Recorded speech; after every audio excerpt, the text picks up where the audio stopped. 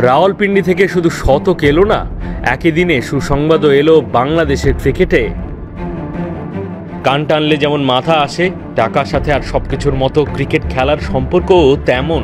দেরিতে হলো আইসিসি খুঁজে বের করেছে টেস্ট ফরম্যাটকে বাঁচানোর সম্ভাব্য সেরা সূত্রটা। আগামীতে ফ্র্যাঞ্চাইজি ক্রিকেটের মাথা ঘুরিয়ে দেওয়া অর্থের হাতছানি বাতিল করে সাদা পোশাকে জাতীয় দলে খেলার প্রবণতা বাড়তে যাচ্ছে নিশ্চিতভাবে। কারণ এক একটা টেস্ট ম্যাচ খেলে মুশফিক, শান্ত, লিটনরা পেতে চলছেন অবিশ্বাস্য অঙ্ক, কমসে কম প্রায় 12 লাখ টাকা।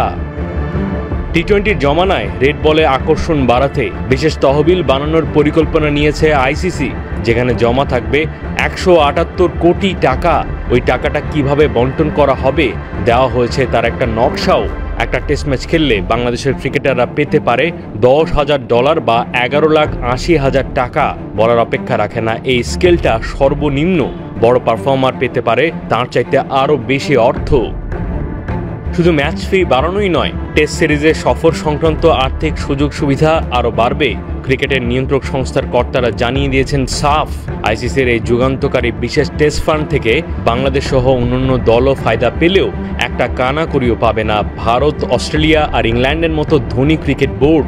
যদিও ওই 3 মোড়ল স্বাগত জানিয়েছে প্রত্যেক ক্রিকেটারকে ম্যাচ প্রতি 12 লাখ টাকার বেশি ম্যাচ ফি দেওয়ার পরিকল্পনাকে।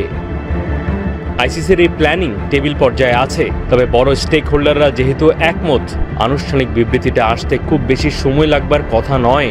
বলা হয় আইডিয়া খুব গুরুত্বপূর্ণ, একটা আইডিয়া বদলে দিতে পারে একটা সভ্যতাকেও।